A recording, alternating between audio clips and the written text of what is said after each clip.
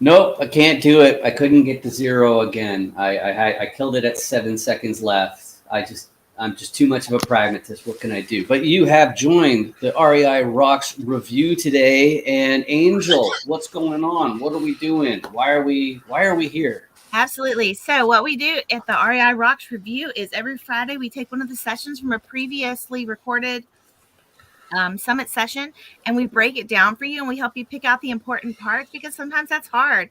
If you think about the first time you got to highlight in your book for classes, you didn't know what to not highlight. So we're helping you pick out the important stuff so that you're not highlighting the whole session. Excellent. And today we've got our good friend Parker Purcell on today. How you doing today, Parker? Good, guys. I was thinking about this earlier when you asked me to be on. I was like, this is a very easy room for me to be in. So like if I'm in a networking room, I want to hop in rooms with you guys because it's just like I can be myself. Let's just say that. Smooth sailing, right? That's pretty much the way. And actually, that's part of why we designed this format the way we did. Part of it is that we want to make sure that you in the audience, you're getting the best benefit that you possibly can. But the other one too is me and Angel and Jason, we're humans. Like I am mostly anyway, and they're definitely human. I'm mostly human. And one of the things is like, well, what if you're sick? What if you have a cold or something like that? How are you supposed to live stream and make really, really great content? Well, the answer is you depend on people who've already prepared very carefully, and then you just sit there and spectate until you have something clever to say. And that's my favorite thing. It's also why we get to watch it at 1.5 times speed. So this is definitely going to be smooth sailing. But Jason, you haven't had a chance to say anything yet. How are you doing today? I'm doing pretty well. Just excellent. Glad to be here, Parker. Going to go over his video with Angel interview. And Jason, the man of many words. Do what? Said Jason, the man of many words. I'd try. Well, at least many bow ties anyway. That's the running joke anyway. Yeah, exactly. How about you, Jason? Fine, and that's it. Yeah, that's it. Yeah, pretty much. But what's the story with our bow tie? Do we have a great bow tie today, Jason? Oh yeah, there it is. Excellent. Because how can you underrate without a bow tie? But today we're talking to Parker about his whole program with EQRP. Parker, you probably remember most of what you ended up saying. Do you want to just introduce yourself a little bit before we get started? Yeah. Parker Pursell, President EQRP for now, I guess, 2 months. But, it's been a fun journey of transformation for myself and coming into this company. And really what we do is it is a transformation journey that we love to take people on who not only are looking, we like to focus on this word retirement, but the word we don't like for people to traditionally think inside of a box, which is how it's marketed, but rather the idea is, am I going to have enough when I want to walk away and not work anymore? And that's what we're there to answer through a myriad of different things. And so you're bringing people into a community that provides education, support, and the tools necessary for you to get there. But you're going to be the hero of your own journey. And we just want to be able to come alongside you in that. So it's a pleasure to be here. I love it. And I don't want to be too negative or anything like that. But, for most people, when they think about their retirement, they really have the option through their W-2 of getting like a 401k, which is basically going to the stock market. But is it too much of a stretch, Parker, to say that the reason why they put those programs in place, it's not really for the employees at all? Yeah, I think on the outside looking in, like and I told Angel this in our conversation, like I don't want to necessarily vilify Wall Street as if it's a binary thing with what we do. But the reality is Wall Street limits you to all the other options that you could get into. So 401ks and these traditional systems are set up under a very restrictive structure, and we want to give you the ability to step outside that if you want. So I like to think of it as a yes and. So yeah, the system is set up for where you put money. in your company plan. You'll like the whole idea is like save for retirement. I'm like, okay, like you got this whole debt ceiling crisis. We talked about this yesterday on our show. Like the debt ceiling has increased over the past 10 years 112%. Like that's insanity. So if the stock market on an annual basis is, if you're in these just traditional systems anyway, put it in your company and they're investing it for you, A, you're not beating the inflation rate. B, you can't tell like your money what you want it to do. And even C, now you're watching, and as I was speaking with Angel about this, you're getting to some of these, they're really politicizing the 401k structure and now saying, hey, we can invest your money in things that are socially acceptable. And I'm like, it's a dangerous thing when you start like taking people's money and doing it to please everybody else versus like, is this the best thing for them? And that's not how the system's set up. And we want you to fall on your own sword per se and do it yourself because you know the things you want. You have the education to do it. So we want to give you that control to be able to do that.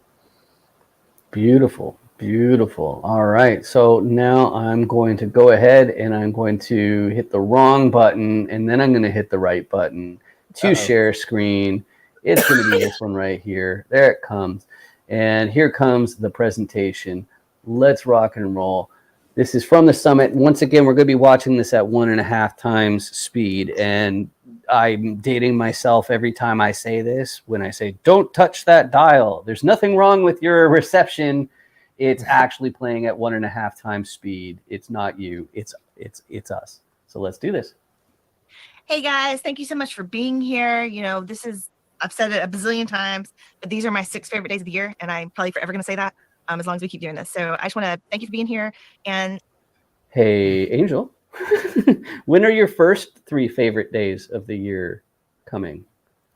Because you just mentioned in the video there that, you have 6 favorite days of the year. And I think 3 of them are coming in March. March 23rd, 24th, and 25th.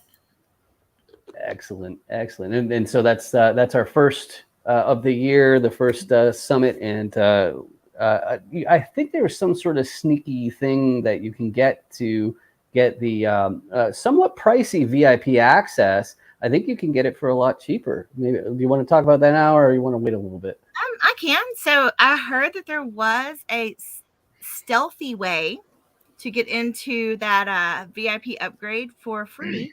If you go ahead and get the subscription, we have a monthly subscription where you get access to all of the content that we've ever put together for these summits. And you get to look at it at your own leisure. You get to peruse it. You get to stop it, start it, restart it, listen to it again until you have it all down. Because let me tell you something. I didn't get to where I am from reading books and listening to podcasts. I got here from these different interviews. We're about to hear some pretty amazing stuff from Parker Pursell. He's with EQR. I don't know why it just went. I was moving my cursor and it hit play. Sorry about that. Yeah, I know. You did it on purpose. It's all good. Well, you saw I was quick on the draw with the, pausing it again with my ear. So no, but it's going ahead and getting that subscription is a really smart thing to do because you get to go back through everything. So if there was something that you didn't understand and maybe you were embarrassed to ask, or you felt like if you asked, people would look at you funny or think that you weren't very advanced in this space, you can go back and look at that stuff and you can send me questions that you have, or you can reach out to me and I can reach out to the speaker and we can get your questions answered that way if that's better for you, so that you don't have to go out in front of everybody and say, hey, what was the cap rate again? Because whenever I ask that question, people look at me like I'm a freaking idiot and we've been in this space for 5 years. So don't be afraid to ask the questions, and you can ask them to me directly and I will take care of it for you. Yep, that's totally awesome. And you can also prepare for the upcoming summit by looking at any talks if they've been a previous guest as well. And then that way you get some FaceTime to ask your deep burning questions that you just didn't get. So you can be sure to check that out. There'll be more information about that later, but let's go. And if you haven't figured out how to make your money work for you in more than one way, then you probably want to listen up, because we're about to talk about another way that you can use money that you probably thought you couldn't touch before. So Parker, I'm gonna let you kind of introduce yourself a little bit and give us a little bit of background, and then we can get started. Yeah, appreciate it, Angel. Thank you all for allowing me to come share a little bit about just some unique ways to help snowball your money financially, get to where you want to be.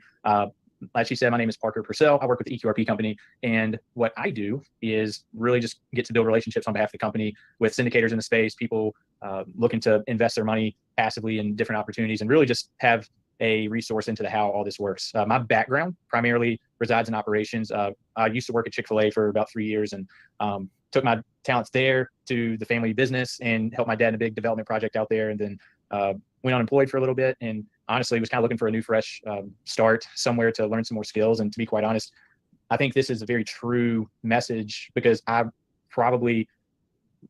way that my mind works and thinks right now is probably a lot of what you guys are, and where your questions reside. With me being 2 years in this space, I've learned a ton, and really feel like my trajectory with knowledge of the financial markets, how money works, is much of where you are. And so me getting to share this is true. It's raw. It's where I am. But also I've been practicing it myself. So this isn't just fake news per se. This is really here to help. So other than that, that's really kind of me. I got a little boy on the way in a couple months, so super excited about that. Be able to teach him all these things, and getting to meet people like yourself, Angel, has been a blessing and really helped me learn a lot about this space too. So happy to be here. Awesome. So I just want to kind of clarify too. I mean, any level of Chick-fil-A is incredibly efficient, and I'm always amazed at the number of people that are pushed through that line in such a quick period of time. But you weren't just like a Chick-fil-A employee, because when you say that, people think, oh, so like you worked at a Chick-fil-A, but that isn't exactly what you did, right? No. So I was director of human resources and operations. So really, I mean, my job was to kind of run the business while my operator wasn't there. And, got to travel the country, go open stores up across the US, which was awesome. Got to learn a lot of business acumen just in those environments, and learn a lot about operational efficiency, culture, hiring, those things. So, and to learn how to take a dollar and stretch it a mile, because that's just what we did. Is we would work on efficiency. So if there's just the littlest bit of fat left on something, you would try to figure out a way to squeeze more off of it. And that continued pursuit of excellence would really keep us operating at a very high level. So, you never let the foot off the gas. Every month, you're just trying to squeeze things tighter and tighter and tighter, while also not giving up the culture and the things that make the company special. Yeah. No, I always think that it's funny when people say, oh yeah, I worked at Taco Bell, or I worked at Chick-fil-A, or I did this or that. And so I always think it's important to kind of push a little harder on that, because one of the things that I'm really coming to recognize is a lot of the people in the space, they didn't just work for Texas Instruments. They didn't just work for, Hewlett Packard. They didn't just work for places. They were head of something. And I even think about, like, I was a teacher, but one of my side gigs, I was a chief scoring reader for the state achievement exam. And there were, like, I don't know, 50 or 60 of us maybe. But we were one step away from assessment development. Yeah. So it was just kind of I just kind of started noticing that, even like with my husband, he was the guy with the doctorate in the R&D department before they had a couple of other ones. And it's kind of neat to see that we all kind of float to the top without really putting it out there a whole bunch. So, well, I mean, I think we're out here bettering ourselves, staying curious, and helping other people out. And at the end of the day, it's like Zig Ziglar said, right? You help enough people get what they want, you'll eventually get what you want. So whether you're in the back of a kitchen making chicken sandwiches and you're just serving, like, typically the servants end up leading at the end of the day. And that's not an arrogant statement. I just think it's true, because anytime I've been in charge of developing and hiring people, the people I tend to elevate are those that have been serving the best, and typically have probably the best rapport with people in the organization. So it's our job to keep the organization running, not keep people happy necessarily. Yeah, no, I hear you. And I think it's really cool, though, that you talked about company culture several times. I don't know if you realized it, but I realized it. And I think that, out there in the business world, there's generally, and maybe I'm off here, but I generally think there's two schools of thought. There are people that are 100% transaction based, and then there are people that are relationship based. And I don't know that there's a lot of crossover. And so I think it's like in the culture that I want to be in, I want to be in a relationship based business. I want to be around people that understand the importance of relationships and keeping your word. And if you say if you are going to be working hard at something, that you're really working hard at that thing. Like, I took my daughters, the first time it was all of us, even the littles, and we worked at the Wichita Trail Race, which is the third day of the Hotter Than Hell races that go on here in Wichita Falls. And it was filling up little cups with snacks like M&Ms or gummy bears or goldfish, just refuel, right? And I think it's fun. I get to talk to people, we get to hang out. And so it's a lot of fun for me, but you're still serving in your community, right? Oh yeah. And so I think that it's really important for the girls to get to be a part of that. And just all of those pieces, I think they fit together really well. So yeah, I mean, culture, Truett, I kind of posted this the other day, but he said consistency creates constants create culture. So when you think about anything that you want to replicate, it's just behaviors. Like, culture exists everywhere, and all it is just repeated behaviors over and over and over and over again. So if you have a culture of gossip, probably because gossip's going around everywhere, right? And then you insert said adjective for what you want your culture to be. So if you kind of have to reverse engineer it. So if you want, specific things around, if you want people to be servants, if you want people to be have a hard work ethic, like, what does that mean, right? You've got to have some deliverables to reinforcing that value per se. But once you back into that over and over and over again, you'll look up and be like, like, we got pretty good culture here. It's just people repeating the same behaviors over and over again. So you're going to have one whether you like it or not, but you may not have one that you want, but it takes intentionality to create the aspirational one per se.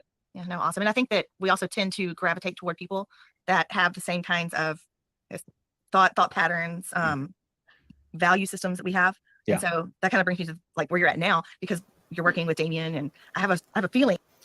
About that, Parker, I got a question for you, and it's not really so much about real estate, but you've been talking about company culture, and I think motivation is a big piece of that.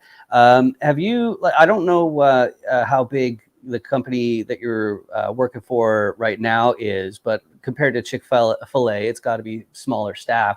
Have you found that those sorts of skills atrophy a little bit when you're not in like a bigger team and where you can actually have more than, like I think that if you're just focusing on culture and you're in a small company, you're probably going to max out at like 3-4 people who are, actively invested and proactive in perpetuating that culture or something like that.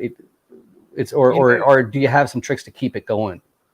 So that's a good question, and I hear what you're saying, but I think I would invert what you're saying in terms of, I think it's easier to keep a culture real strong when you're smaller because you can keep everything tight, right? But when you think of companies getting bigger and bigger, that's where culture tends to fray somewhat. But so Chick-fil-A just got done with their it's called their Next conference, and they bring in all their operators, all their corporate staff, and it's like 4 or 5 days that they go to.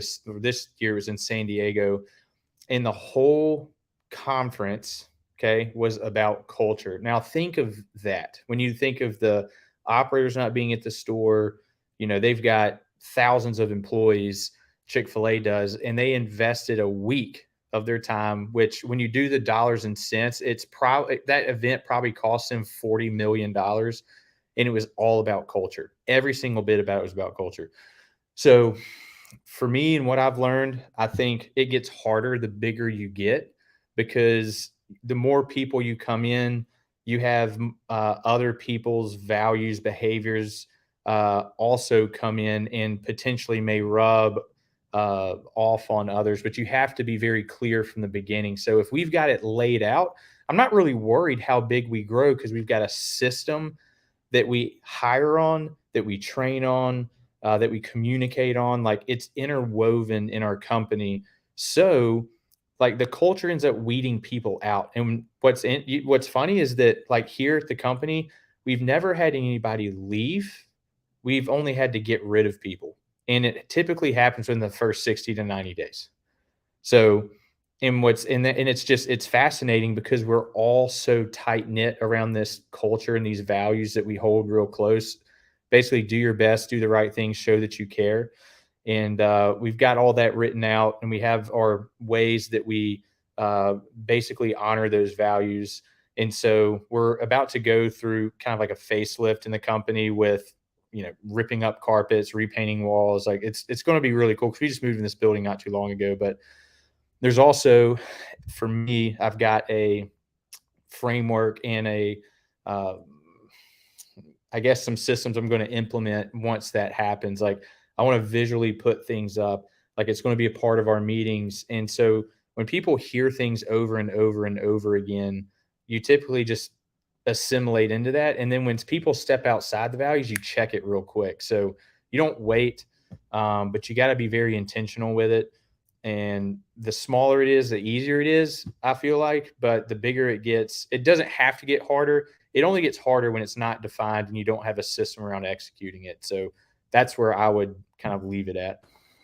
Mm-hmm. So my next question then, it's maybe it's because of coming from tech, but like tech in particular, I think we're pretty cynical. I mean, like in the developers area, I think the marketers are always very positive and all that kind of stuff. And you've done Ironmans plural. I know you've done at least one, and so like that shows like a couple halves. Yeah. Okay, so like, but no matter what, that shows a lot of motivation. And the thing that, so first of all, just to qualify the question, you've been around some negative people who they have an excuse for every problem, right? It's not like you've lived in a bubble with no negative people, right? Oh my gosh, yes. Yeah. Okay, cool. So the reason why I ask is because I think that some people coming from the outside to an industry like commercial real estate, you'll see all these people who are hyper motivated, hyper positive, all that kind of stuff. And it might appear like it's 100% fake. And with some people, I'm sure it is. But you mentioned about being surrounded by people who are actually motivated to better themselves, get more skills and all that kind of stuff. Is that something that you can comment on a little bit? Or Angel, I see that you unmuted. Maybe you got some thoughts on it? Well, I do, but so I know I met Damien in maybe 2019. I think it was at Michael Blanc's Dealmaker Live, actually. And he was just like, it wasn't blunt. It was just matter of fact. Yeah. And so I feel like he's very matter of fact, but he really does lead by example. And the female that was with him, I met her later, or I knew her, but I saw her again in another group later. It was, I believe it was Mandy McAllister's group with Aspiring Women Achieving More. And we chatted a little bit, and it was pretty clear that she was very dedicated to what she was doing also. And I know that Parker's very dedicated as well. So I think that when you lead by example, sometimes it might take a little bit longer for people to catch on to what you're doing. But once they catch on to it and they realize that you're going to be consistent and you are committed to leading by example, they really don't have any choice but to fall in place. And that takes 60 to 90 days. And if they're not going to fall into what that culture is and continuing to understand that you will be doing what your leader is doing because your leader is leading by example, then you're not going to fit in that environment. And it shows itself pretty quickly if you're not going to be able to be a part of that environment. Look, people, and I think we're not a company that, not only for our employees but for members in our community, like we are. It's a strategy of ours to take Jack Welch's approach to flush out the bottom 10%.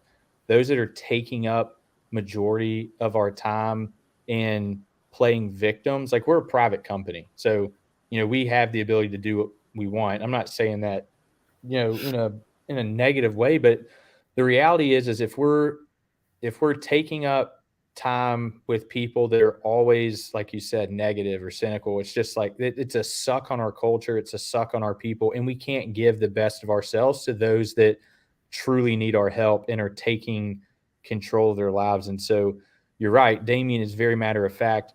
And what I've come to learn, like, context is key, right? And even in relationships, like you have to give time to understand people's background and context and why they are the way they are, versus just like, coming off one thing. And I told somebody this the other day, like, with pride, the second I smell arrogance, like, I smell pride. And when I smell pride, I smell somebody that's going to fall on their sword or something, probably sooner than later. But when I see someone like Damien, when I remember when I first met him, like, he thinks so differently. And yes, he's so direct, but like, it comes from a place of him having lost everything 2 or 3 times and having to build it. And so he's like, I don't have time to work with people who don't want to put the work in to get to where they want to go. And I will tell you, he is very patient and a great listener for people that truly are doing the things that he's coaching them through. And I'm one of those people. Like, he's been very patient with me. But that's who you want to invest your time with, like someone you see that's trying. And some people it takes longer just because that's kind of like their nature maybe, but at least they're taking steps forward versus complaining about it. So yeah, that whole bottom 10% thing is we love, because we just want to continue to elevate ourselves, our culture, and our community to where, you don't come across them, because it's very annoying when you do in that space. Yeah, that's great. The only thing that I'd want to add or to feed back to you off of what you said is like, some people, they feel bad all the time, and it's not like they want to feel bad, but they kind of do at the same time. They don't want to get out of their funk. They don't want to become a person who maybe it's that fakeness I was mentioning. They don't want to be fake, but the only thing I wanted to mention is that like it feels way better to feel way better. So it's not just like we're just like I guess what I'm talking about, and it comes out just because Chick-fil-A is a bigger company. Like when I hear talking about like mindset or anything like that, some skeptical people, they interpret that as like brainwashing employees into just doing more of what the capitalist wants to do. And that's why I think it's important to turn around to the camera and say it feels better to feel better. So even though there is that other motivation of getting more out of your employees, there still is something that's real about that. That's the thing that I wanted to add. I don't know if anybody else wanted to chime in. Or I think I guess putting the cherry on top for that is, I think someone that's very transactional and looking to take, that's an understandable feeling. But if, like for me, when I came into this company, I saw a vision for a better future for myself, and also saw me getting to play a part in that for other people. And so if they aren't clear on the vision and don't really align with that or see where they can play a part in that journey, then you probably don't want them in your organization anyway. So I think that's very important. When you say brainwashing, like I understand, like if I stepped into, a rah-rah real estate space that I'm like, that's just not my personality like that. And it's not bad. Like your values and mine just don't align. Like I don't see myself on that journey. Therefore, I'm not going to join it with you. But it doesn't mean you're off or wrong. It's just, I don't want to join it. And that's okay. So that's how I would conclude that, at least from my vantage point. Awesome. So you are watching the REI Rocks Review. We start at 11 a.m. every Friday. We review presentations, roundtables, all that kind of fun stuff. And we're joined today with Parker Pursell of EQRP. So let's continue. That he probably is promoting a culture that allows you to continue your relationship-driven dreams, right? Oh yeah. I mean, it's really cool. Like when you look at, like, even when I was unemployed and before I came here, like being a person of faith, like this was the job that I was praying for. Like I was saying, if I could have a job, I want to be behaving in these specific ways. Right. And Damien just allowed me to come in, and after building a pretty strong relationship, he just is like, look, just do what you do best. And I get to create my own job per se. And this is fun. I get to do it the way I want to, right? While still honoring him and what he wants, but I get to use my gifts and strengths to really help grow the company. And so he is definitely one that has freely opened up his resources and time and business for us to create a culture that really, kind of looking back, is really definitive of what it is today. We have three things actually that we operate by. It's do your best, do the right thing, and show that you care. So that's our operating model. And anybody that comes into our community, whether they're syndicators or their clients, they're going to feel those three things. And we have some ways that we do that, but that is how we operate as a company. And so I get to do my job through those three core values. And that's really neat. And that's why when I do finally get my money unlocked from TRS, I'm putting it with y'all. And I know it's not a big balance or anything, but I mean, it's all I have in a retirement account. And I trust that y'all would help me get that into a place where I can use it. Yeah. Because I can't do anything with it right now. It just sits there kind of taunting me. Yeah. I get these little statements in the mail that tell me how much is in it, all like 22,000 of it. It's like, hey, here's your little statement. Hi, can't do anything with me. Just kind of waving back at you. Thanks. And I wish I could use it, because one of the neatest things about getting into really the real estate investing space is we got to learn about all of these ways to make your money work for you. And then we thought we were making our money work for us. We're buying rentals. We got our singles going, got a little bit of residential multis, and we're making our dollars work for us. We're earning money 24 hours a day, which is what you got to do, or you're always going to be working. They're doing all those things that you've read, that you've been taught. And then you discover that there's other ways that you can also make your money work for you. And then it's like your dollars are doing double and triple duty. Yeah. And so, like, I don't know. I mean, so I'm trying. I will unlock my money. I will roll it for. And training's the most important part, right? And what better way than with triangles on your face? Angel, you want to say a few things about the subscription here, since it's covering everything? Absolutely, I can. So this is the subscription I was talking about earlier when I said there might be a stealthy way to get into the VIP upgrade for free. And this is the way to do it. You're going to go ahead and click on this QR code or go to this link and look at the subscription services. It's not very much. It's less than $20 a month. You get access to everything. After this summit, there'll be well over 325 hours of content. That's a lot of content, friends. That's a lot. And you'll be able to look at that and watch that and listen to that as many times as you need, as slow or fast as you want to consume it. but it will be there for you. There'll be nobody looking over your shoulder, nobody telling you how or what you should think about certain topics or certain people. You just get to look at it, consume it, and learn from it. And I mean, it's like I said before, I wouldn't be where I am today if it were not for all of these interviews and all of these people that I've gotten to meet. And I would love to offer that to you as well. Yep, definitely. And you can just grab your phone and scan the code, the QR code that's in the middle of the screen, or you can go to theacademypresents.com/REI Rocks Review. It definitely is an amazing opportunity. And of course, we watch these REI Rocks reviews at 1.5 times speed to show you one of the things that an in-person coaching event just can't do, which is you can just take it at your own speed. You know, like I always watch videos at 2 times myself, and that's fantastic because you get to consume double the amount of content in the same amount of time. And it also really, it does all sorts of things for your comprehension and making sure that you actually stay engaged. So you can check that out. But once again, this is the REI Rocks Review. We start at 11 a.m. Eastern every Friday. Let's continue. But what are some of the things that you can do with a retirement account when you roll it into something usable like what y'all have? Yeah, I mean, so 2 things I really kind of like to hit on. It's the core, I think, of humans. There's 6 human needs that are represented in everyone on this earth. And 2 I like to focus on are variety and certainty. So those are 2 basic core needs that we need. And so when you look at our current structure and system, you really just have to ask questions and stay curious, right? A lot of times this generation culture, I call it like TikTok culture, right? Somebody posts a 15-second video, very biased towards the thing that they want you to think versus you coming to that truth yourself. We just let other people think for us versus us thinking for ourselves. And so when you look at the current retirement structure or construct that it's typically in a very locked scenario. You've got all these different options, they'll say, but you don't have control over it. And it's all is affected by each other, right? So if the S&P goes down tremendously, then everything else is going to go down tremendously because they're all publicly traded, and all the public retail investors are going to pull their money out because they're following behaviors of everybody else. And the reality is that does not give you much certainty, especially think of right now where we are in this day and age where what you were saying, my money's down probably, I can't do anything with it. So the flip question is there a better way, right? Is there other things that you could get into that could give you a better return? And how much certainty do you have that you could, we'll just put it like this. Let's say you were down, when you say down 25,000, your gains are down 25,000, but most people take it as if my money's gone, right? I had 25,000, now I don't. So when people are kind of at this crossroad of wanting to take action or continue doing things the same way and keep complaining, right? My thing is, okay, well, do you think that you could recoup that $25,000 quicker than if you just left it where it is doing the same old? And like, well, yeah. I'm like, okay.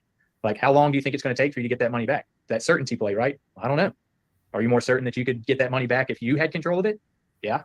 Okay. So you just elevated, right, that level of certainty. And now not only do you get that certainty, if you know other vehicles that are out there, now you can add variety. And that's why we created the company that we did, was to help educate, support, and inspire people like yourself and others out there, investors, to really take control of this one component of their financial life, being the retirement space and their retirement money, and put that money to work in things that they know, trust, and like real assets. So we're not saying you can't have money in the stock market, but the reality is why not, like, if you want to have your money there, why not have the option to be able to pull it all out and go let it work for you the same way in these other spaces like real estate, precious metals, you've got the crypto world, right? I mean, I'm using those 3 things as like the main options, but there's limitless things that you could go do, right? And then it all works on a basis of how, which is why our company's here. So the EQRP. All right. I want to take a second there to talk about like the different plays in real estate, because I think that goes into what you'd be up to with accessing your retirement and putting it towards commercial real estate investments. So one of the biggest things is just being the person with their ear to the ground. So some commercial real estate investors, they do not do commercial real estate investment full time. They are physicians, they're engineers, they're lots of different things. And then the way to make commercial real estate work in that sort of situation is just be the person with their ear to the ground, closer to the people who are actually doing the deals. And then that way they can sit back and watch. It's like, okay, who is actually, performing at the levels that they said they were? That's what comes to my mind as far as the one play. And then there's other full-time plays where, some people, it makes more sense for them to become a broker dealer because they don't actually want to own it. Lots of different things. Angel, it looks like you have a few things to say. Well, I do. Well, I was going to back up just a little bit. You know, one of the things that we really have liked about working with Parker and working with Damien and working with that group is that culture that they've cultivated there, they want to make sure that you know that they care about you too. And so when Parker and I were talking yesterday, I couldn't find his book with the bookmark. We've got 2 different copies of the same book, but I did find it. And so I'm just going to say that this right here, all of these bookmarks represent books that EQRP sent us as after we became members of the program. And it's not just goofy books. It was books like, you know, this is Parker's favorite book, which was Extreme Ownership. And inside of his book is one of those bookmarks. And it talks about why he likes it and, you know, how it impacted some of what he does in his life. And every one of the books was chosen by a different person. You know, there was also the Hero Code and the Power of Moments and Grit. And everybody chose these books and put these bookmarks in there to tell you how those books impacted them. And it's really, really similar to what we're doing here.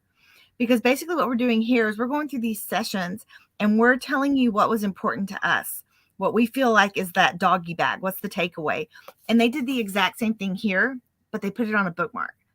So what we're doing is not brand new. We're just helping you figure out how to pick out the important stuff. And I don't know, it kind of hit me that we are really a part of that culture without ever realizing we were a part of that culture until we saw some of these things that we do that are the same. They're a little bit different, but they're still the same. And so I think that the universe really brings like-minded people together, people with the, you know, the same thought patterns, the same value systems. We are brought together. And I just think that's really neat. And so I just wanted to talk about it. Awesome. So yeah, so Parker, I don't know if you had anything else to add, or Jason, because, you know, Jason, you're the deal finder in a lot of ways at Lauren Capital. And so really, like, the reason why I wanted to pause for a second was just to say, like, okay, so we're talking about what you can do with your retirement funds. We're talking about better strategies. And it's very important when we're talking about this as a company that it deals in syndications, things like that. You know, you have to be really careful if you're going to be suggesting any sort of action. But that's why I wanted to stick to, like, what exactly does that look like? If you're going to pull money out of the stock market in your 401k into something that you can control yourself, then what's the play? Well, no matter what, it's going to involve networking. You know, you can only do this well if you know people very, very well. And that's the thing that I really wanted to emphasize here, which is that, like, how do you make a good decision with your retirement funds rather than just like, I'm sure there's all sorts of industries that are like, oh yeah, it sounds like a great idea for you to cash in your retirement and invest it with them because they just want access to your money. But I want to make sure that we're making a really intelligent decision. And the other thing that sounds really great about that list of books you were saying there, Angel, and you were saying that it matches with the overall themes of the virtual summits, is we're not really marrying people to multifamily specifically. We are trying to get a 360-degree view of, well, what are the plays out there? Like, why would somebody choose something else? Like, for example, with like self-storage, you don't have to worry about evicting residents. There's not as much red tape. So that might be better for some people, but the deal sizes won't generally be as big as some of the bigger multifamily ones. But that's what I wanted to add. Any other comments before we continue, anybody? Oh, well, I mean, I just think that it's really neat with the EQRP because it doesn't matter what asset class you want to go into, you can still use those funds. So it's a very versatile tool so that you can employ some of these other ideas and other ways to invest your money in the space. Right. Jason? And I was just going to say, you don't actually cash out your retirement. You use your retirement. So if you cash it out, you don't need EQRP. Yeah, right. Exactly. So, and that's really what I'm getting at, though, is just to make sure that people don't think that that's what's being said. It's just basically choosing who you trust. And like, I keep on harping on Wall Street firms because they've all got a PR department, right? And a PR department is to spin whatever's going on in a way that the public will be fine with, and they'll swallow it, right? Whereas like if you're a small syndicator, you're dealing with buildings, like they're in the millions or maybe tens of millions or something like that. There's not going to be a PR department. You're going to be dealing with the people who are running the show much more directly. And so you basically will know if something's up a whole lot sooner. Whereas I find that with stocks, it's just a, surprise, you just lost a ton of money. So that's what's coming to my mind. Yeah. What's up, Parker? And it's a good point. Like, I think a lot of people in the space just lack of education in knowing what's the best tool for them, especially if your strategy is to just be in the stock market, then, go do the thing everybody else is doing, cheapest thing, whatever. Like, you can do that with just about anything. But when you start thinking, okay, this is really the things I want to invest in, you got to make sure you have the right vehicle to go do that. And some vehicles may allow you to do things, but the experience may be clunkier, not as efficient. It'd be like trying to take a Ferrari up, a mountain when what it calls for is a truck with all terrains and 4-wheel drive. Like, the experience can be much smoother and you're going to get there much quicker than you would in that car. So could you take it up? Yes. But is it going to be probably a pretty bad experience? Yes. Are you going to maybe have some damage that otherwise, if you had known better, you'd have swapped cars? Yes. So it's the same thing. So, for us, the reason we really pick the 401k space in general is because it's the cleanest, it's the most simplest structure, and it gives you the most flexibility and control than any other structure out there. So that's why we focus on this space in particular, is just because it serves people that want to go do all these other things without getting caught up with I like to say, the fat in the middle, because it's just super simple. Mm-hmm, mm-hmm. And these are things that like most people don't know about. It's like you turn around to CPAs and they might not know. So you really got to find a network of people Absolutely. who know this sort of stuff. They can tell you these different tricks to really accelerate the entire process. And what better place than Marvelous Mondays with this link right here? Oh, yeah. Oh, yeah. Angel, you want to say a thing or two about Marvelous Mondays? I sure can. We are every Monday we meet at we're there at noon Eastern, and we've been meeting for I don't even know now, 2.5 years maybe. We started out pretty small. We've gotten quite a bit larger. We're anywhere from 25 to 40 people, and we're all very like-minded. We're super laid back, we're chill, and we just like hanging out. We don't always talk real estate, but we always enhance our friendships. And I think that that's one of those really important pieces that is often forgotten about in the space, is people kind of vomit real estate all over you. Mm-hmm, mm-hmm. And it gets tedious. I'm the first one to admit it. I used to try really hard to stick to real estate, even though it's like, it's like, higher cap rates here, low cap rates there. It's there's a lot more to life than that, but you got to know the people who are making deals. And it's a great place to be. It's just like right here on the REI Rocks Review. We're starting at 11 a.m. every Friday, and we're reviewing Parker Pursell's presentation. Let's continue. He was really formed out of that need to break out of that traditional Wall Street construct and give people a better option to take this money that's, growing in a tax-deferred space, which is great because we were honestly not trying to pay taxes if we don't have to, and then give them more variety to supercharge this, fund of money they've been saving, and maybe double or triple that in an amount of time that otherwise it may not have grown to another 10, 15%, right? So hope that answers your question. No, absolutely. Now, this one's going to seem out of place, but here recently, I had a friend who said that he would not use retirement fund money to invest in real estate because you don't get to use the depreciation. Mm-hmm. Why is that?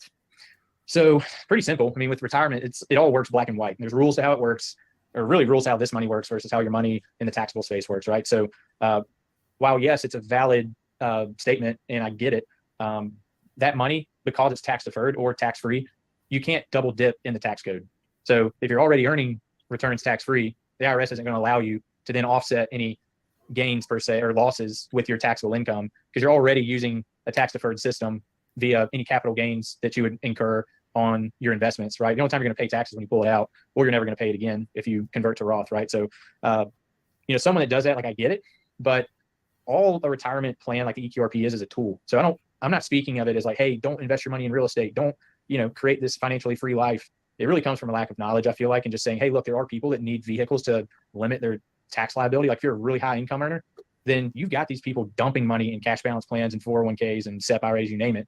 But if you're going to dump it in something, dump it in a vehicle that gives you access to still use that money in the same way you're investing your taxable dollars outside of a retirement plan, it just works a little different. Yeah, no, I started teaching in, 2003. I started teaching for public school in 2004. Well, the Enron debacle went down and TRS had a bunch of money in Enron.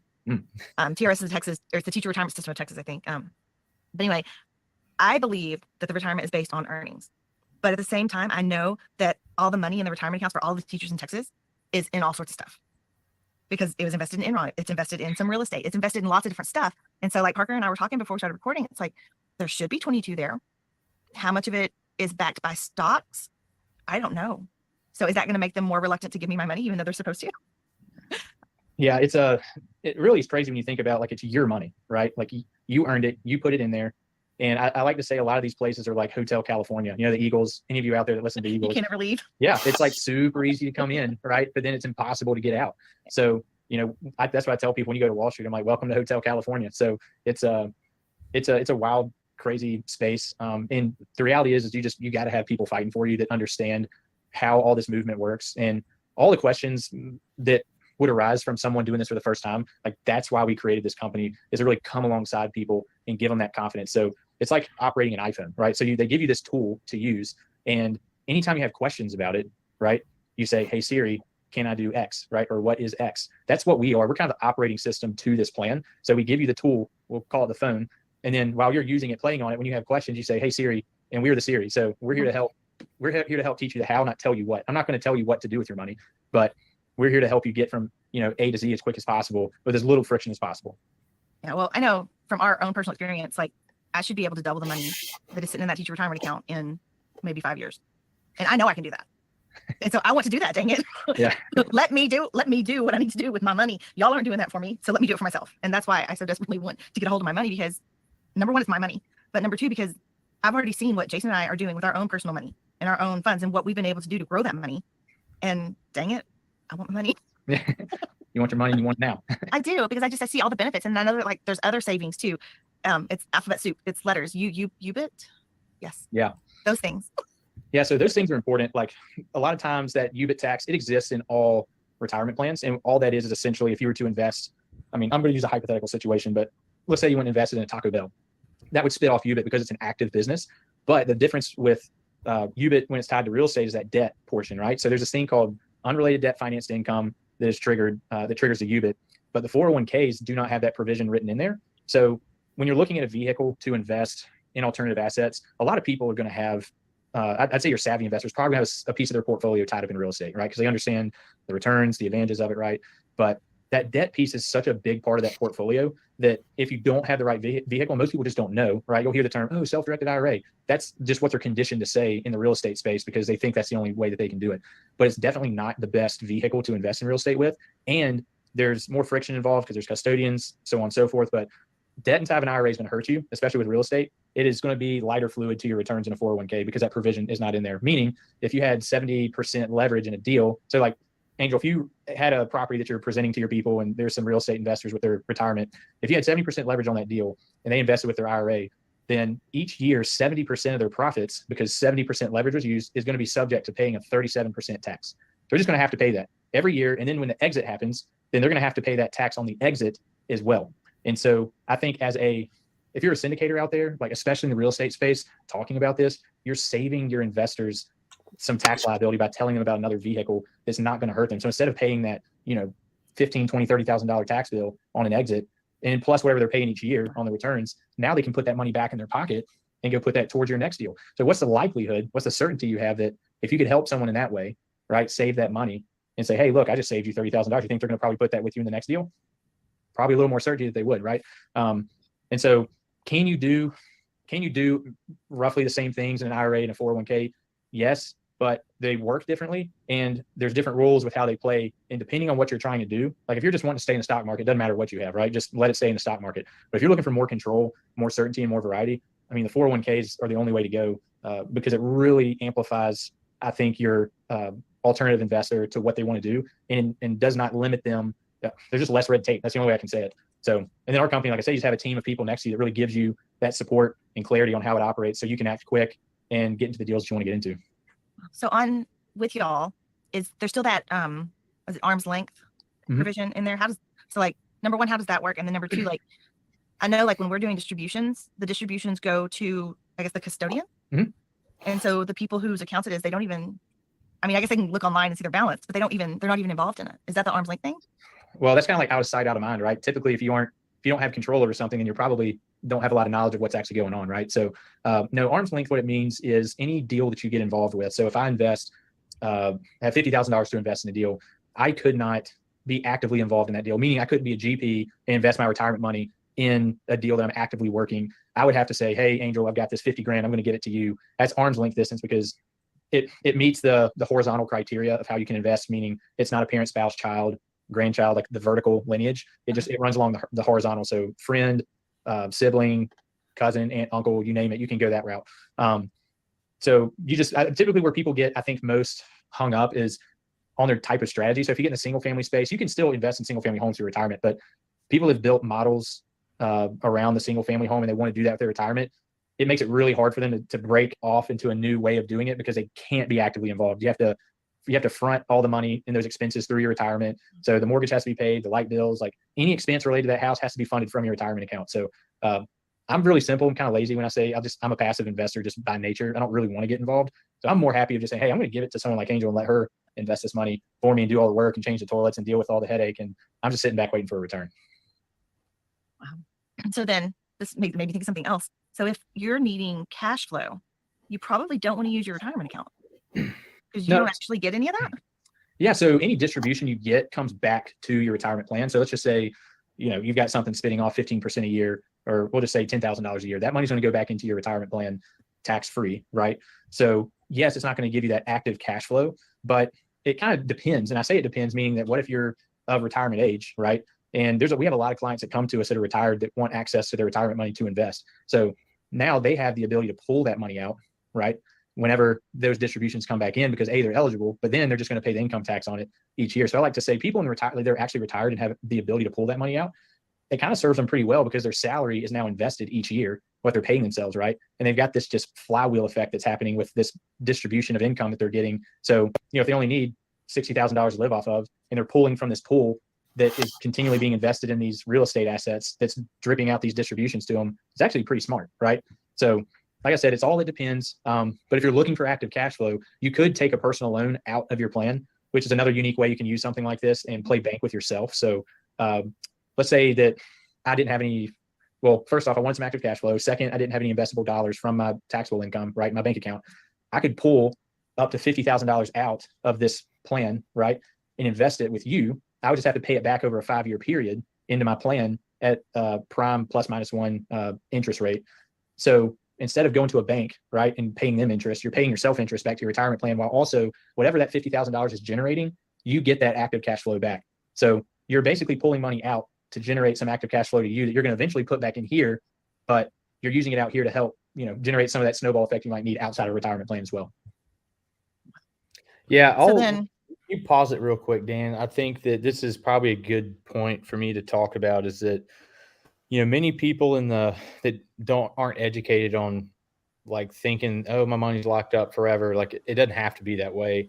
The personal loan is a great option to utilize to get money out. I was also telling Angel about just the power of Roth and how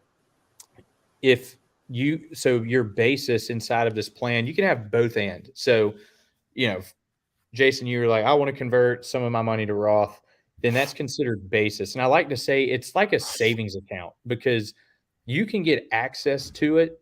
But I think the reality is that if you wanted to have money that's growing completely tax-free or at 0%, right, income tax, and this thing was like coming back to you, like that basis of what you converted, like if you just converted 100, let's just arbitrary number. Let's say you had 100 grand that you wanted to convert to Roth. Now that 100 grand would be considered basis. And inside of this, there's no 5-year rule that applies inside of the 401k within the EQRP. that says you can't get it. So once it's converted and you pay the taxes on it, like you could pull that money out penalty free, right? Because you paid the tax already. But if you don't take the distribution, that money there, you can invest passively, and it's spitting off that 0%, income tax back to you, right? Tax free for life. But if you needed it for whatever reason, let's say you guys as syndicators needed to close $100,000 to get a deal across the finish line, like you could take that $100,000 out of your retirement account. It'd be a distribution, but you've already paid taxes on it. So it's just sitting there. You could pull it out and then put it in that deal, and your basis would then go to zero, right? But you still have if you invested any of that money, that would still be tax-free returns that's continually going. So like I said, you got to have people in a team that can help explain these things to you, because some of this stuff's pretty powerful if you don't know about it. And so that's why we're very, bullish on the education piece and really helping people like utilize this thing to the maximum capacity, because if you're smart and you're savvy and you know what you're doing, it actually could serve you very well. And that's what I do. Like for me and what I invest in the company here in our plan, it's all Roth, because I know that it's just a savings account sitting on the side. There's a match that's, coming there with it. And if I ever need to pull it out for whatever reason, I have access to it because, it's already been converted, and I can just take it and do whatever I need to with it if that's the case. So I just wanted to make that point clear. Like there's a lot of unique, creative ways you could get access to that money. Mm-hmm. So, Angel, I thought you had something to say for a second, but it looks like it's funny. This is really detail intensive. This is really, really great stuff, and it's the kind of thing that I think a lot of people want to kind of sweep under the rug and just like, I'll just kick that can down the road. But it really costs you in the long term. And I know that you're only scheduled here to the hour here, Parker. If we're watching, and you I don't am have a going to chance take the last 4 minutes then. do it.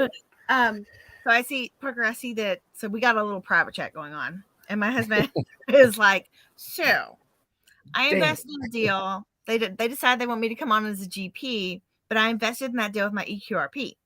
And Parker's like, yeah, I probably wouldn't go into that deal. But it happens. And then they want Jason to help underwrite something, or they want him to step into an asset management role. If something like that did happen, would we have to pay back that investment back into the EQRP for him to be able to take on that GP role? So I don't want to speak on this because it gets a little gray when you start kind of dealing with this, because once you make it, you can have people replace money in a deal that, let's say they wanted to, switch their investment from their retirement to non-retirement.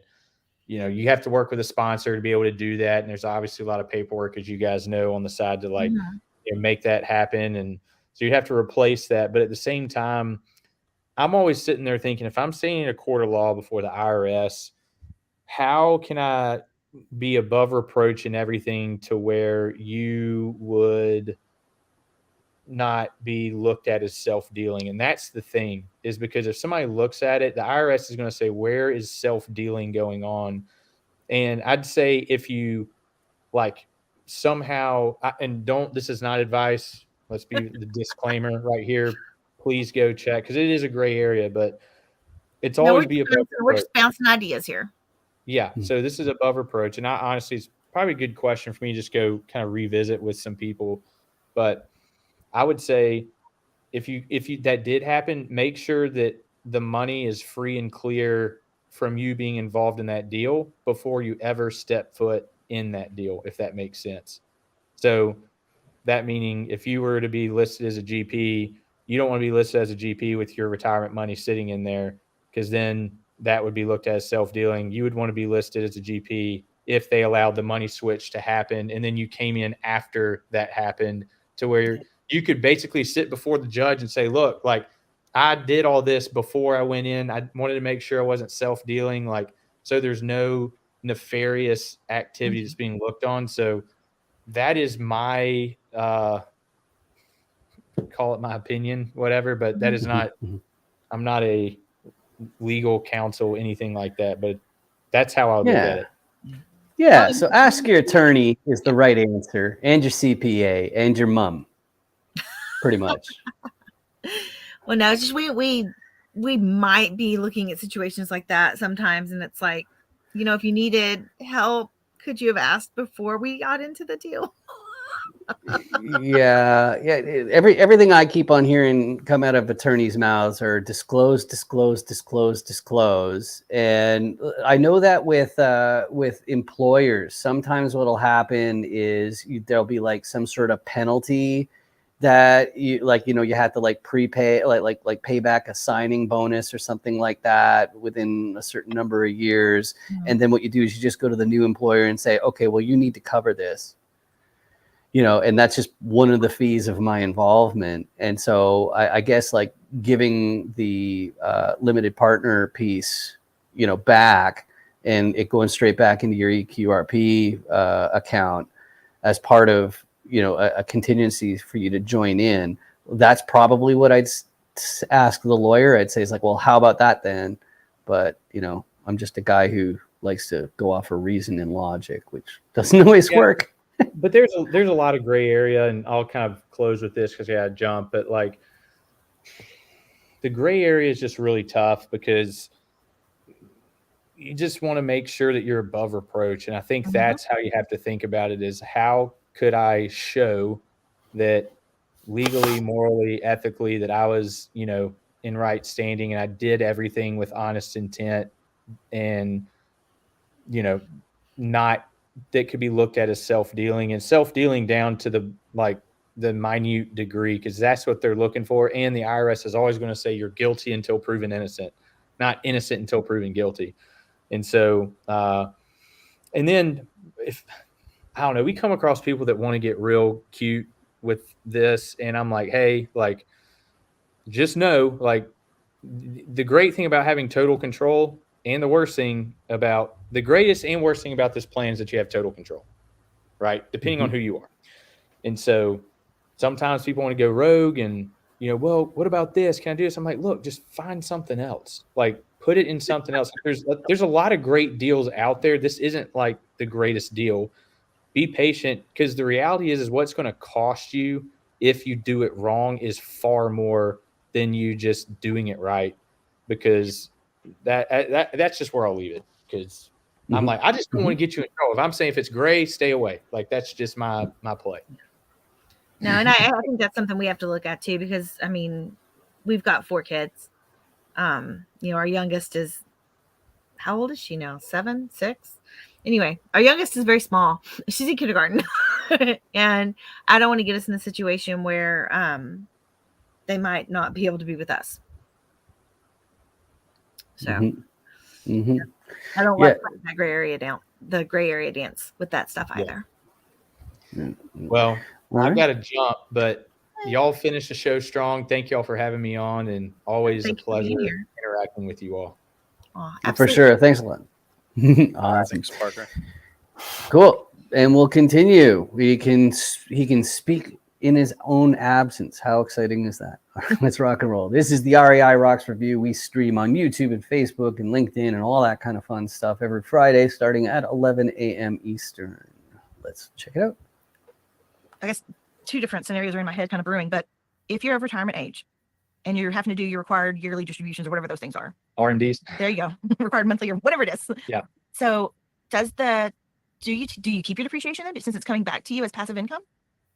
I guess bonus depreciation. So like what my friend said, he was like, anytime you use your retirement funds, you just let them keep your depreciation. Correct. Let them partition it off and spread it amongst the people who can benefit from it. Because when you use your retirement fund money, you never benefit from it. But if you're pulling monthly from it, isn't that passive income that depreciation could offset? Yeah. So if you're talking about that loan scenario, yeah, that money that you use from the loan, you would recognize all the tax benefits outside of the retirement plan on that loan. But then so it's really just how the dollars are used, right? And so that's what our team's here to help. Because like all these questions that you have like brewing and stirring in your head, there's not a lot of people out there that are willing to dig in and dive and help, right? So for us, like we're here to really clarify that for you. So it's all in how you use the money, right? So if these dollars you're going to use, I'm going to say the transaction is a personal loan, right? So you can use a loan for anything, right? The transaction is you now, because your retirement account was the bank. You took $50,000 loan from the bank. You just have to pay that back to the bank. What you take this 50 and go do with it out here is completely up to you. And that money is recognized as taxable income, meaning not like, oh, I recognize $50,000 as taxable income that you're reporting. You're just taking that money now, right? Just like you would if you refied your house. That money that you recoup is not taxable. You're just taking that and investing it. And anything that comes off of that would then be recognized as earned income, whatever you want to call it, right? Use your taxable events to offset the investment costs, like whatever, right? So there's just a lot of unique ways that you can do it. And even for those that are, this is a really cool thing, is let's say you wanted to utilize a completely tax-free aspect of the retirement system, being Roth.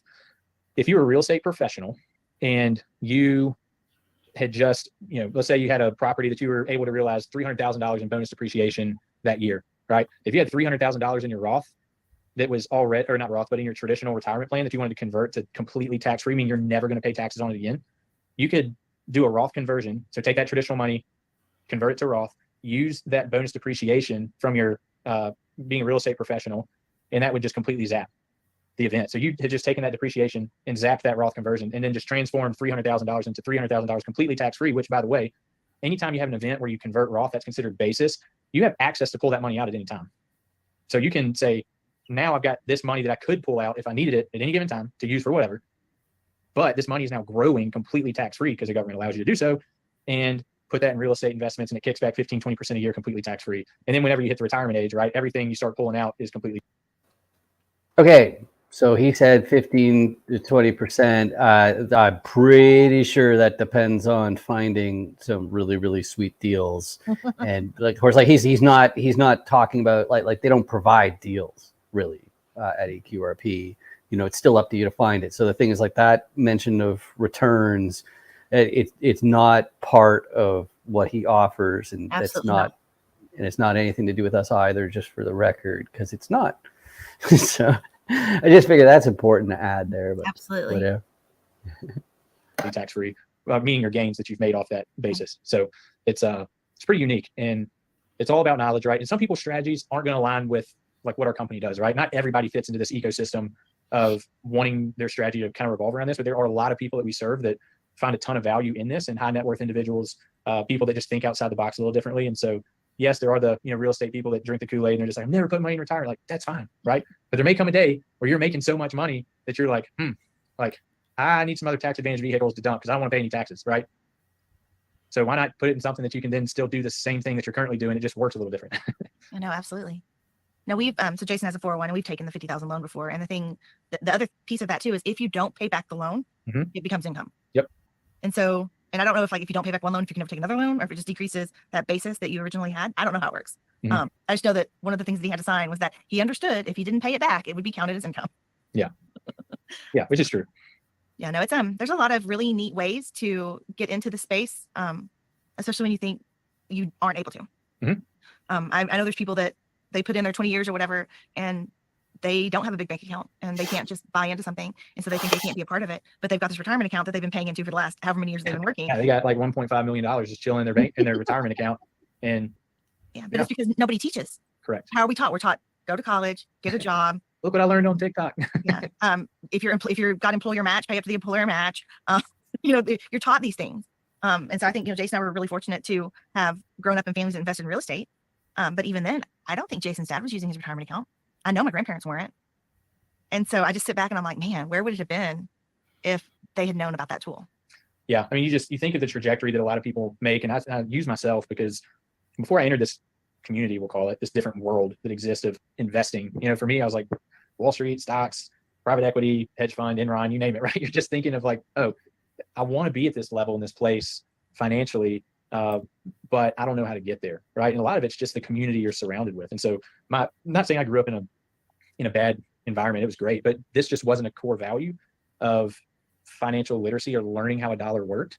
And so since being here for 2 years, like, what a blessing. And I say that because now it helps me not only from a business standpoint, but from a giving standpoint, from all these different really unique ways that want to amplify some of these other values that I really enjoy and love. And like me knowing how a dollar works will now help me be able to grow a bigger pot to one day give more away, right? And so I think of those things that have really just changed my life. And even 2 years ago where I was at to where I am now, it's like, wow, like applying the same energy and focus and curiosity towards these principles, right, that we talk about all the time, 2 years from now, I'm going to look back and be like, holy smokes. And then you just compound that over the course of time. Like you typically are going to end up probably where you're heading, right? If you continue down that path of the disciplines and behaviors and habits you have. And so, there's a lot of things to look out for in this space, but for me, surround myself with, I think solid people, right? People like yourself, others in this community that genuinely have great hearts, and we all want the same thing and do it for more than just ourselves, right?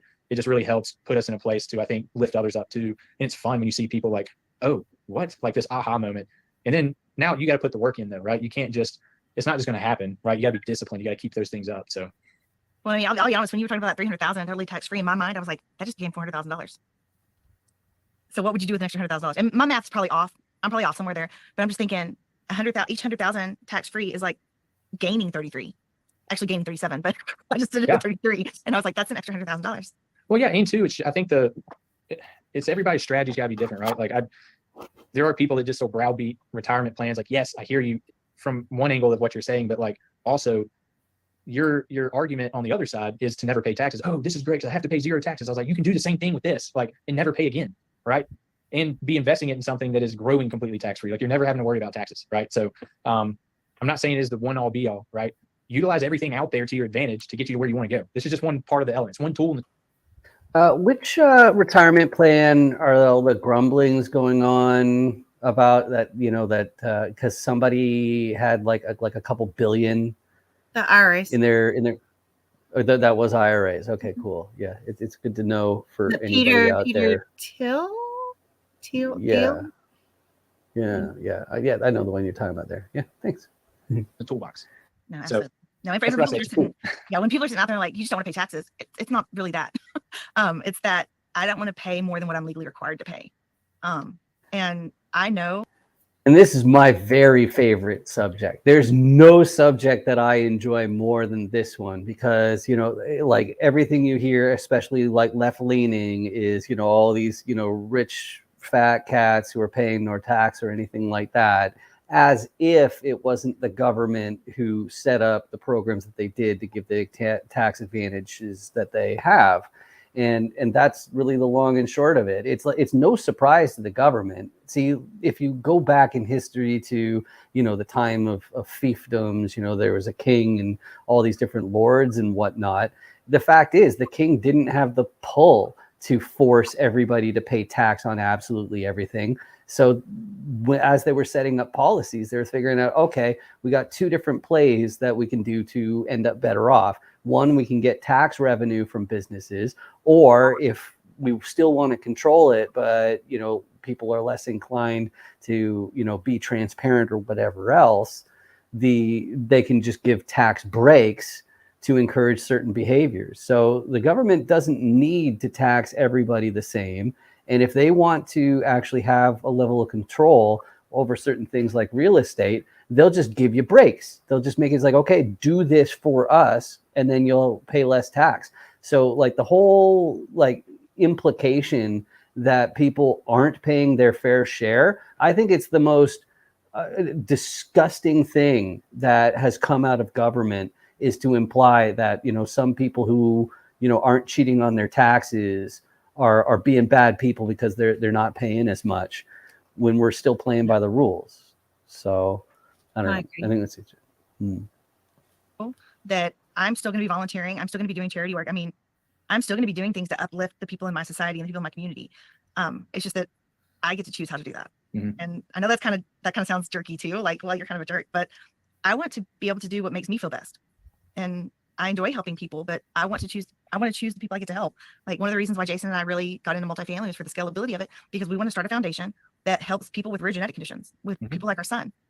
And that's something on our hearts. And if all of our money gets taxed away, we can't help the people that we feel are not being served. They're being underserved. And so we want to be able to take control of that situation and help those people out. And I don't think there's anything wrong with that. All the tax code is just a list of rules on how not to pay taxes. So like I say that in a non, red pillish way. It's just true. Like that's why these people don't pay them, is because they take the time to read and understand and say, okay, well, if I have a goal, I want to try to get there quicker. So if I want to get there quicker, I got to have the knowledge, the training, the disciplines, you name it. And if I can find a big part of that in a set of rules that tells me how to use my money in a certain way to help me get to where I need to go quicker, then I'm probably going to do that. Right. So, and just like you've got this goal of wanting to open this foundation. Why not Like, do you want to get there 30, 40 years from now, or do you rather get there 10 years from now? Like, you want to make an impact as quick as you can. So you're going to, you're going to do what you got to do to get there in the quickest amount of time possible. Yeah. And just like you were addressing, the 6 human needs, contribution is one of those also. And so that's, There you go. we want to be there. Yeah. That is something that we're hoping for. But Parker, thank you for being here today and for sharing everything and just giving people some perspective, give them another tool in their tool belt to keep earning 24/7, because if you're not earning 24/7, you're destined to always be working. So we need to figure out additional ways to make our dollars work for us, and just work for all of those around us too. So again, Parker, thank you for being here. And guys, there's a whole lot more. You don't want to miss out on this, and you might want to join the live side. There's some pretty cool things going on over there. You should have seen an email, or maybe on the website, you've seen somewhere there's a button to upgrade to the live side, and it's interactive and it's a lot of fun, and we would love to see you over there. So again, Parker, thank you. And guys, until I see you.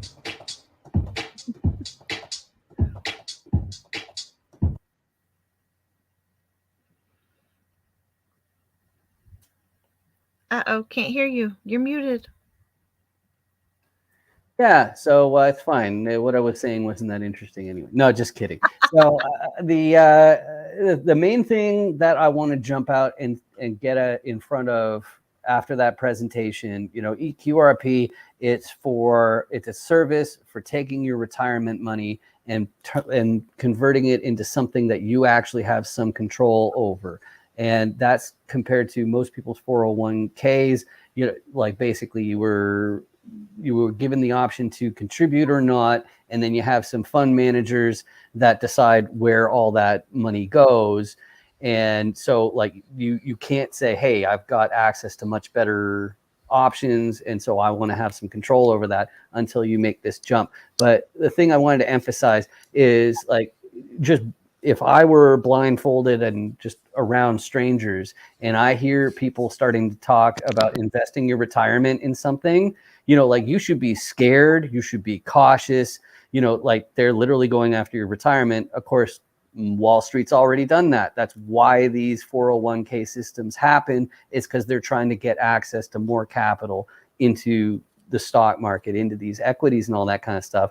And the thing that's attracted me to commercial real estate is getting it out of Wall Street and getting it into Main Street. So you're getting involved in the buildings that are nearby, even if you're just a normal person with normal amounts of money. It's not like, hey, like you have to have millions and millions of dollars to get involved in all these things. But that's the thing that I took away for my doggy bag, or like the caveat I just want to emphasize one last time. It's just like, you got to get educated. You got to make great decisions. And one of them is just understanding your options and converting to a 401k where you can actually do stuff with it. Most people don't even realize that that's a possibility. Angel, do you want to go next? I can. I think one of the big things that Parker's really been talking about recently is really the importance of using, like, the Roth to the best of your capabilities also, because like another friend of mine has said, in this space, guess what? Our taxable liability is probably only going to keep increasing. Our incomes aren't going down, they're going up. And so the Roth gives you a really unique ability to put money in at today's tax rates to be used in the future tax-free. And so I think that is really, really important. I think that's one of the important things to take away. And then the other thing to take away from this is just, man, it's your money. You know how to use it. You know how to grow it. Give yourself the ability to do so. And that's going to happen in self-directed accounts. Yep, that's bang on. Jason, it looked like you had something to remark, but then the screen froze. So I guess you're not gonna give the disclaimer. I'm not a lawyer. I'm not a. Oh yeah, right. None of us are.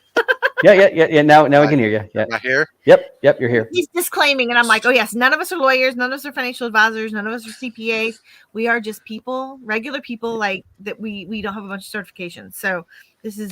But we do experience this. For a Roth, you do have an income limit. So if you make too much money, you can't benefit from the Roth part. And for like an EQRP or self-directed 401k, if you are currently employed and using your company's 401k, you cannot use it. So you have to either be without that company anymore. Like if you move to a different company, don't roll it over into your new company's 401k. You can use your old 401k for self-directed. If you roll it over into your new company, then it's out of your hands again. So just wanted to point that out so that people just don't go, I want to start taking control of it, because you can't do that. Yeah, that's a great piece of advice. Again, you got to talk to your CPA, you got to talk to your attorneys, all that kind of stuff. And the other thing too is keep in mind that your CPA or your attorney might not know about this stuff. You might have to have an attorney specific for real estate or commercial real estate, or a CPA who focuses on these. But you can definitely ask questions.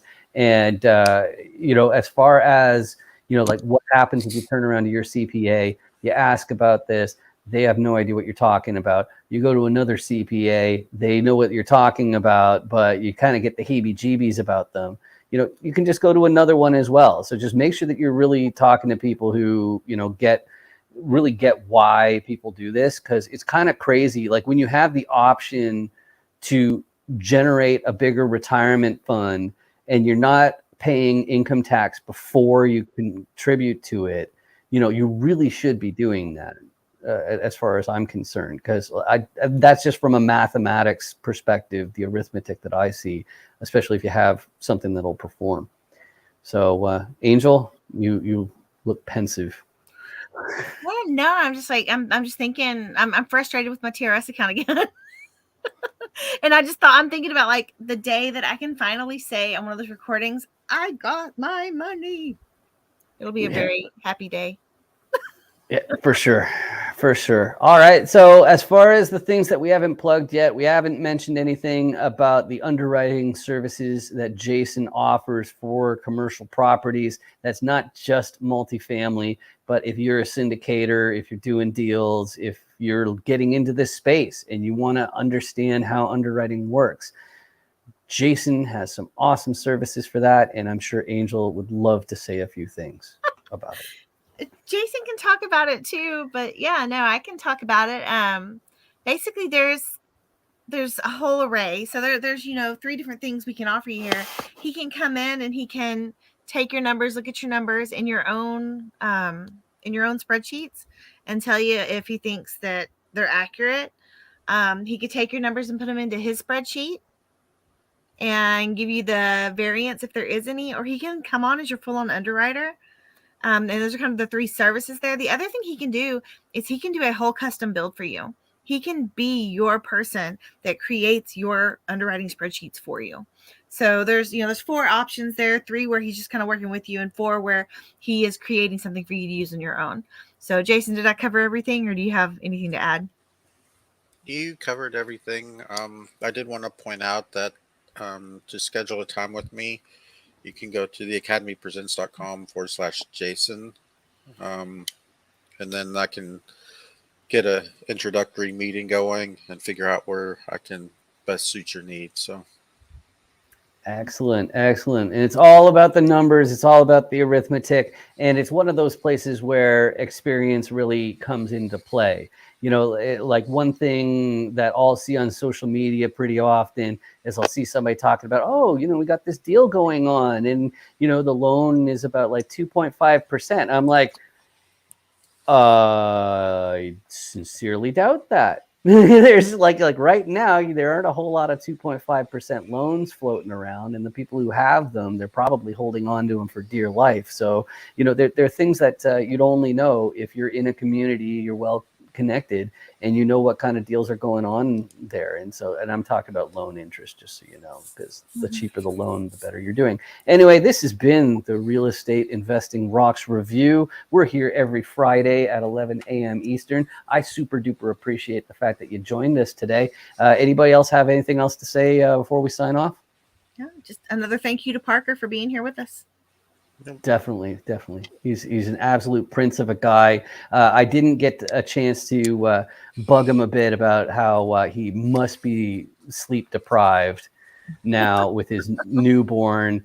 That just in between when this was recorded and right now, but Yeah. Oh, parenting. It's an adventure. Not for the faint of heart.